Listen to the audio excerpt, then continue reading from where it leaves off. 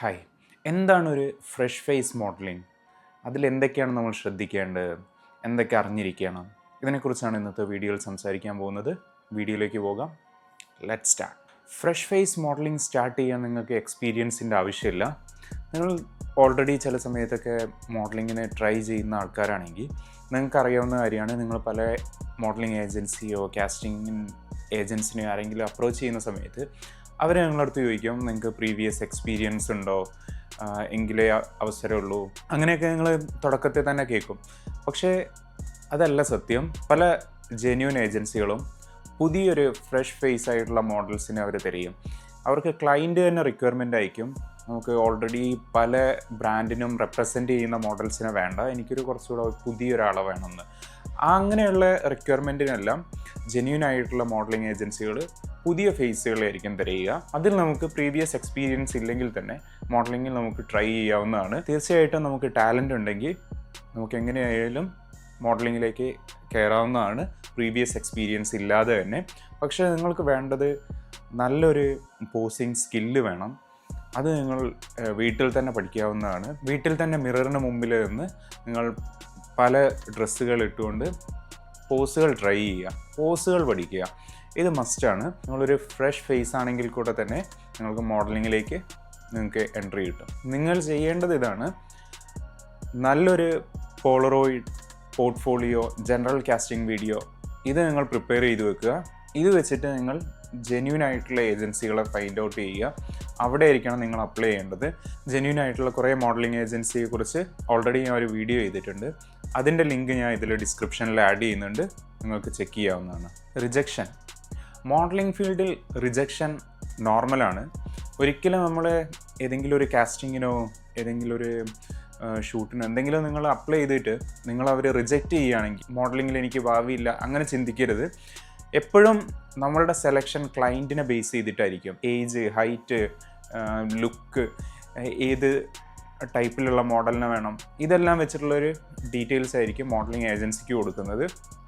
അത് മാച്ച് ആവുന്ന രീതിയിലുള്ള പ്രൊഫൈൽസ് ആയിരിക്കും മോഡലിംഗ് ഏജൻസി ക്ലയൻറ്റിന് അയച്ചു കൊടുക്കുന്നത്. ഫൈനൽ സെലക്ഷൻ എപ്പോഴും ക്ലയൻറ്റിൻ്റെ സൈഡിൽ നിന്നായിരിക്കും, അല്ലാതെ മോഡലിംഗ് ഏജൻസി ആയിരിക്കില്ല. ക്ലയൻറ്റ് പറയുകയാണ്, ഓക്കെ എനിക്ക് ഇപ്പോൾ മെയിൽ മോഡൽസ് ഈ സ്പെസിഫിക് ആയിട്ടുള്ള മോഡൽസിനെയാണ് വേണ്ടതെന്ന് പറയുന്ന സമയത്തായിരിക്കും മോഡലിംഗ് ഏജൻസി നമ്മളടുത്ത് വീണ്ടും നമ്മളുടെ അവൈലബിലിറ്റി കൺഫർമേഷൻ എല്ലാം ചെക്ക് ചെയ്യുന്നത്. അതുപോലെ തന്നെ ഫീമെയിൽ മോഡൽസ്, ഇപ്പോൾ ഒരു 4-5 ഫീമെയിൽ മോഡൽസ് ഉണ്ടെങ്കിൽ മേ ബി മോഡലിംഗ് ഏജൻസി ഒരു 10-20 പ്രൊഫൈൽ അവർക്ക് അയച്ചു കൊടുത്തിട്ടുണ്ടാകും അവരുടെ റിക്വയർമെൻ്റ് അനുസരിച്ചിട്ടുള്ളത്. അതിൽ ക്ലയൻ്റ് ആയിരിക്കും സെലക്ട് ചെയ്യുന്നത്, ഓക്കെ എനിക്ക് ഈ മോഡലിനെ വേണം, ഈ മോഡലിനെ വേണം എന്നുള്ളത്. അപ്പോൾ ഫൈനൽ സെലക്ഷൻ എപ്പോഴും ക്ലയൻറ്റിൻ്റെ സൈഡിൽ നിന്നായിരിക്കും. അതുകൊണ്ട് ഒരിക്കലും നമ്മൾ ഒരു ഷൂട്ടിനോ ഒരു കാസ്റ്റിങ്ങിനോ അപ്ലൈ ചെയ്തിട്ട് നമ്മളത് റിജക്റ്റ് ചെയ്ത് അറിയുന്ന സമയത്ത് നമ്മളത് കംപ്ലീറ്റ്ലി ഒരു പേഴ്സണലായി എടുക്കരുത്. എപ്പോഴും ക്ലയൻറ്റിൻ്റെ ഭാഗത്തു നിന്നായിരിക്കും സെലക്ഷൻ ഉണ്ടാവുക. വീണ്ടും പുതിയ ഷൂട്ടിന് ട്രൈ ചെയ്യുക, പുതിയ കാസ്റ്റിങ്ങിന് ട്രൈ ചെയ്യുക. എങ്ങനെയായാലും നിങ്ങൾക്ക് ടാലൻ്റ് ഉണ്ടെങ്കിൽ നിങ്ങളെ ഒരു എൻട്രി ഏതെങ്കിലും ഒരു ഷൂട്ടിന് നിങ്ങൾക്ക് കിട്ടും. അതിൽ നിന്ന് പിന്നെ നിങ്ങൾക്ക് മോഡലിംഗ് കരിയർ സ്റ്റാർട്ട് ചെയ്യാവുന്നതാണ്. ഫ്രഷ് ഫേസ് മോഡൽസിന് മസ്റ്റായിട്ട് വേണ്ട കാര്യമാണ് കോൺഫിഡൻസും ക്വിക്ക് ലേണിംഗ് സ്കില്ലും. ഇതവർക്ക് എന്തായാലും വേണം. നിങ്ങൾക്ക് പ്രീവിയസ് എക്സ്പീരിയൻസ് ഇല്ലെങ്കിൽ കൂടെ നിങ്ങൾക്ക് കോൺഫിഡൻ്റ് ആയിട്ട് പോസ് ചെയ്യാൻ പറ്റണം. കോൺഫിഡൻ്റ് ആയിട്ട് ഇപ്പോൾ ഒരു കൊമേഴ്ഷ്യൽ ഷൂട്ടാണെങ്കിൽ അതിൽ നമുക്ക് എക്സ്പ്രഷൻസ് ചെയ്യാൻ പറ്റണം. അതുപോലെ ഡയലോഗ്സ് ഉണ്ടെങ്കിൽ ആ ഡയലോഗ് നമുക്ക് പ്രോപ്പറായിട്ട് ഡെലിവറി ചെയ്യാൻ പറ്റണം. അതിനെല്ലാം ഉള്ള ഒരു കോൺഫിഡൻസ് കൂടെ നമുക്ക് വേണം. അതേപോലെ തന്നെ ക്വിക്കായിട്ട് നമുക്ക് ലേൺ ചെയ്യാൻ പറ്റണം. ഇപ്പോൾ നമ്മളൊരു ഷൂട്ടിന് പോകുന്ന സമയത്ത് നിങ്ങളൊരു ഫ്രഷ് ഫേസ് മോഡലാണ്, അവിടെ ഓൾറെഡി എക്സ്പീരിയൻസ് ഉള്ള മോഡൽസ് ഉണ്ട്. അപ്പോൾ അവരവിടെ പോസ് ചെയ്യുന്നത് നിങ്ങൾക്ക് കാണാൻ പറ്റുമെങ്കിൽ തീർച്ചയായിട്ടും ആ പോസുകളൊക്കെ നോട്ടീസ് ചെയ്ത് വെക്കുക. അതിൽ നിന്ന് നമുക്ക് എന്തെങ്കിലും ചെയ്യാൻ പറ്റുമോ എന്ന് നോക്കുക, അല്ലെങ്കിൽ അതിനേക്കാളും ബെറ്റർ ആയിട്ട് നമുക്ക് ചെയ്യാൻ പറ്റുമോ എന്ന് ട്രൈ ചെയ്യുക. ഇതെല്ലാം നമ്മൾ ഷൂട്ടിംഗ് ലൊക്കേഷനിൽ മാത്രമല്ല, നമ്മൾ വീട്ടിലൊരു മിററിന് മുമ്പിലായിട്ട് കൂടെ നമ്മളിത് ട്രൈ ചെയ്യേണ്ടതാണ്. അങ്ങനെ ട്രൈ ചെയ്യുകയാണെങ്കിൽ എക്സ്പീരിയൻസ് ഇല്ലെങ്കിൽ തന്നെ നിങ്ങൾക്ക് വേഗം ഒരു മോഡലിംഗ് കരിയർ ബിൽഡ് ചെയ്യാൻ പറ്റുന്നതാണ്. ഗ്രൂമിങ്ങിനും നിങ്ങൾ വളരെ ഇമ്പോർട്ടൻ്റ് കൊടുക്കേണ്ടതാണ്. പലരും എന്നോട് ചോദിക്കുന്ന ഒരു കാര്യമാണ്, ഫുൾ ബിയേർഡ് വെച്ച് കൊണ്ട് നമുക്കൊരു മോഡലിംഗ് ട്രൈ ചെയ്യാൻ പറ്റുമെന്ന്. പക്ഷേ എൻ്റെ ഒരു ഒപ്പീനിയൻ എങ്ങനെയാണെന്ന് വെച്ച് കഴിഞ്ഞാൽ, മോഡലിംഗ് ഏജൻസി നമ്മളുടെ ഫേസിലെ ഫീച്ചേഴ്സാണ് നോക്കുന്നത്. ആ സമയത്ത് നമ്മളുടെ ഫീച്ചേഴ്സ്, ജോ ലൈൻസൊക്കെ പ്രോപ്പറായിട്ടുള്ളൊരു മോഡലാണെങ്കിൽ അവരതെല്ലാം കവർ ചെയ്യുന്ന രീതിയിൽ ഫുൾ ബിയേർഡ് വെച്ചിട്ട് ട്രൈ ചെയ്യാതിരിക്കുക. അല്ലെങ്കിൽ നിങ്ങൾ ഒരു കൾച്ചറൽ ടൈപ്പ് ആ ഒരു രീതിയിലോ അല്ലെങ്കിൽ ഒരു ലോക്കലി നമ്മളുടെ കൺട്രിക്കുള്ളിൽ തന്നെ നിന്നുകൊണ്ട് മോഡലിംഗ് ട്രൈ ചെയ്യുകയാണ്, അല്ലെങ്കിൽ നമ്മളുടെ പർട്ടിക്കുലർ സ്റ്റേറ്റിനുള്ളിൽ തന്നെ നിന്നുകൊണ്ട് മോഡലിംഗ് ട്രൈ ചെയ്യുകയാണ്, അവിടെ ബിയേർഡ് ഉള്ളൊരു മോഡലിനെയൊക്കെയാണ് അവിടുത്തെ ഒരു കൾച്ചറിന് മാച്ച് ആവുക, അങ്ങനെയെങ്കിൽ നിങ്ങൾക്ക് ബിയേർഡ് വെക്കാവുന്നതാണ്. പക്ഷേ നിങ്ങൾ കുറച്ചുകൂടെ പുതിയ ഇൻ്റർനാഷണൽ ബ്രാൻഡുകളെല്ലാം അപ്രോച്ച് ചെയ്യുന്ന അങ്ങനെയാണ് നിങ്ങളുടെ ആഗ്രഹമെങ്കിൽ ബിയേർഡ് വെക്കാതിരിക്കുന്നതാണ് മെയിൽ മോഡൽസിന് നല്ലത്. ഗ്രൂമിങ്ങിനും അതുകൊണ്ട് നിങ്ങൾ വളരെ ഇമ്പോർട്ടൻ്റ് കൊടുക്കേണ്ടതാണ്. അൺവാണ്ടഡ് ആയിട്ടുള്ള ഹെയേഴ്സ്, നെയിൽസ് എല്ലാം നീറ്റായിട്ടും ക്ലീൻ ആയിട്ടും വെക്കുക. അങ്ങനെയായിരിക്കണം നിങ്ങളൊരു ഫ്രഷ് മോഡലാണെങ്കിൽ പോലും നിങ്ങൾ അപ്രോച്ച് ചെയ്യുന്ന സമയത്ത് നിങ്ങൾ മെയിൻറ്റെയിൻ ചെയ്യേണ്ടത്. ജെന്യൂൻ ആയിട്ടുള്ള ഏജൻസികൾ നോക്കുന്നത് നിങ്ങളുടെ പൊട്ടൻഷ്യലും നിങ്ങളുടെ ഫീച്ചേഴ്സും നിങ്ങളുടെ ടാലൻറ്റുമാണ്. അല്ലാതെ നിങ്ങൾ എത്ര ഷൂട്ട് മുമ്പ് ചെയ്തിട്ടുണ്ട്, എത്ര ബ്രാൻഡ് നിങ്ങൾ റെപ്രസെൻ്റ് ചെയ്തിട്ടുണ്ട്, ഇതൊന്നും ആയിരിക്കില്ല അവർ നോക്കുക. അവർ നോക്കുന്നത് നിങ്ങളുടെ പോൾറോയിഡ്, നിങ്ങളുടെ പോർട്ട്ഫോളിയോ, ആ പോർട്ട്ഫോളിയോയിൽ നിങ്ങൾ എങ്ങനെയാണ് പോസ്റ്റ് ചെയ്യുന്നത്, അതേപോലെ നിങ്ങളുടെ ജനറൽ കാസ്റ്റിംഗ് വീഡിയോ, ഇതെല്ലാം ബേസ് ചെയ്തുകൊണ്ടായിരിക്കും മോഡലിംഗ് ഏജൻസികൾ ഒരു മോഡലിനെ വിലയിരുത്തുന്നത്. TVC കൊമേഴ്ഷ്യൽസ് പോലെയുള്ള അഡ്വർടൈസ്മെൻറ്റുകളിലൊക്കെ അഭിനയിക്കുന്ന സമയത്ത് നമുക്ക് കൂടുതൽ എക്സ്പ്രഷൻസിൻ്റെ ആവശ്യം ഉണ്ടാവും. അപ്പോൾ അത് പ്രീവിയസ് എക്സ്പീരിയൻസ് വേണമെന്ന് ക്ലയൻറ്റ് റിക്വയർമെൻ്റ് ആയിരിക്കും മോഡലിംഗ് ഏജൻസിക്ക്. അങ്ങനെയുള്ള സിറ്റുവേഷനിൽ എക്സ്പീരിയൻസ് മസ്റ്റ് ആയിരിക്കും. അല്ലാതെ അവരൊരു ന്യൂ ഫേസ് ആണ് തിരയുന്നതെങ്കിൽ എക്സ്പീരിയൻസിൻ്റെ ആവശ്യമില്ല. അതുപോലെ തന്നെ നിങ്ങൾ മോഡലിംഗ് ഏജൻസിയിൽ അപ്ലൈ ചെയ്യുന്ന സമയത്തും നിങ്ങൾക്ക് എക്സ്പീരിയൻസിൻ്റെ ആവശ്യമില്ല.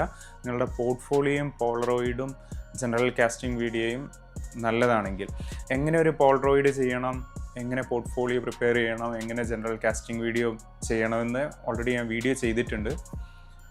ആ വീഡിയോയുടെ ലിങ്ക് കൂടെ ഞാൻ ഡിസ്ക്രിപ്ഷനിൽ ആഡ് ചെയ്യാം. മോഡലിംഗ് നിങ്ങൾ തുടങ്ങുന്ന ആളുകളാണെങ്കിൽ ചിലപ്പോൾ അങ്ങ് ഫേസ് ചെയ്യാവുന്ന പ്രശ്നങ്ങളാണ്. നിങ്ങൾ ലൊക്കേഷനിൽ എത്തുമ്പോഴോ അല്ലെങ്കിൽ ഒരു ഫാഷൻ ഷോയ്ക്ക് പോകുമ്പോഴോ മേ ബി ആ ഫൈനൽ മൊമെൻറ്റിൽ ചിലപ്പോൾ നിങ്ങളുടെ കോസ്റ്റ്യൂം അവർ ചിലപ്പം സ്വാപ്പ് ചെയ്യും, അല്ലെങ്കിൽ നിങ്ങളുടെ റോള് സ്വാപ്പ് ചെയ്യും.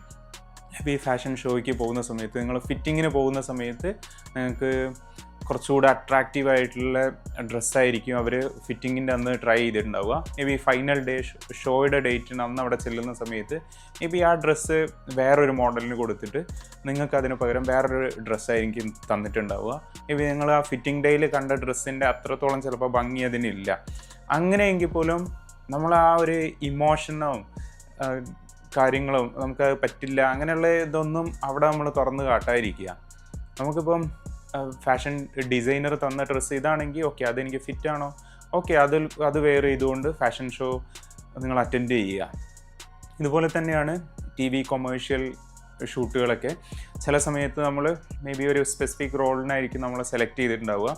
അവിടെ ചെല്ലുന്ന സമയത്ത് ഫൈനൽ ടൈമിൽ ഡയറക്ടർ നോക്കുന്ന സമയത്ത് അവർ ചിലപ്പോൾ നമ്മളുടെ റോള് സ്വാപ്പ് ചെയ്യാം. മേ ബി നമുക്ക് മുമ്പ് ഫീച്ചേർഡ് ആയിട്ടുള്ള റോളായിരിക്കാം, കുറച്ച് ഡയലോഗ്സ് ഉള്ള റോളായിരിക്കാം. ഫൈനൽ ഡേയിൽ നമ്മൾ ഡയറക്ടർ കാണുമ്പോൾ മേ ബി അവരെ നമ്മളുടെ റോള് മാറ്റിയിട്ട് കുറച്ചുകൂടെ അത്ര ഫീച്ചേർഡ് അല്ലാത്തൊരു റോളിലേക്ക് ചിലപ്പോൾ മാറ്റിയേക്കാം. അതെല്ലാം അവരുടെ ആ ഒരു സിറ്റുവേഷൻ അനുസരിച്ച് ചെയ്യുന്നതാണ്. അപ്പോഴും നമ്മൾ പ്രൊഫഷണലായിട്ട് തന്നെ ബിഹേവ് ചെയ്യുക. നമ്മളുടെ ഒരു ഡിസപ്പോയിൻമെൻ്റ് ഒന്നും നിങ്ങൾ അവിടെ കാണിക്കാതിരിക്കുക. എനിക്ക് തന്നെ പേഴ്സണലി എക്സ്പീരിയൻസ് ഉണ്ട്. എന്നെ ഒരു കൊമേഴ്ഷ്യൽ ആഡിന് വേണ്ടിയിട്ട് വിളിക്കുന്ന സമയത്ത് വിരാട് കോഹ്ലിയുടെ മാനേജറായിട്ടുള്ള റോൾ എന്ന് പറഞ്ഞിട്ടായിരുന്നു വിളിച്ചത്. അങ്ങനെയായിരുന്നു മോഡലിംഗ് ഏജൻസി അപ്രോച്ച് ചെയ്തിരുന്നത്. ഞാനത് അപ്ലൈ ചെയ്തു, സെലക്റ്റായി. ഷൂട്ടിൻ്റെ ഡേറ്റിൽ അവിടെ ചെന്നു ഡയറക്ടർ കണ്ടപ്പം ഡയറക്ടർ എന്നോട് പറഞ്ഞു, നിങ്ങൾക്ക് കുറച്ചുകൂടെ പ്രായം കുറവാണ്, നമ്മൾ എക്സ്പെക്റ്റ് ചെയ്തതിനേക്കാളും കുറച്ചുകൂടെ പ്രായം കുറവാണ് റിയലിൽ കാണുന്ന സമയത്തും ക്യാമറയിൽ നോക്കുന്ന സമയത്തും. അപ്പോൾ നിങ്ങളുടെ റോള് മാറ്റിയിട്ട് വേറൊരു റോളാക്കുന്നുണ്ട് എന്ന് പറഞ്ഞു. ഓക്കെ, എനിക്കത് കുഴപ്പമില്ലായിരുന്നു. അവരെന്നെ വേറൊരു റോളിലേക്ക് മാറ്റി. അവിടെ വേറൊരു റോള് ചെയ്യാൻ വന്ന പയ്യനായിരുന്നു. എന്നിട്ട് ആ വിരാട് കോഹ്ലിയുടെ മാനേജറായിട്ടുള്ള റോള് ചെയ്യേണ്ടി വന്നത്. ഞാൻ അതിന് പകരം വേറൊരു ആഡായിരുന്നു അന്ന് അവിടെ ചെയ്തിരുന്നത്. ഓക്കെ, അപ്പോൾ അങ്ങനെയുള്ള പല എക്സ്പീരിയൻസുകളും ഷൂട്ടിംഗ് ലൊക്കേഷനിലും നമുക്ക് വരാം. അപ്പോഴെല്ലാം നമ്മൾ പ്രൊഫഷണലായിട്ട് തന്നെ ബിഹേവ് ചെയ്യുക. നമ്മൾ ഒരിക്കലും നമ്മളുടെ ഡിസപ്പോയിൻമെൻറ്റ് അവരുടെ മുന്നിൽ കാണിക്കാതിരിക്കുക. മോഡലിംഗ് ഇഷ്ടപ്പെടുന്ന നിങ്ങളുടെ ഫ്രണ്ടിന് ഈ വീഡിയോ ഷെയർ ചെയ്ത് കൊടുക്കുക. കൂടുതൽ മോഡലിംഗ് വീഡിയോയുമായി വീണ്ടും കാണാം. See you.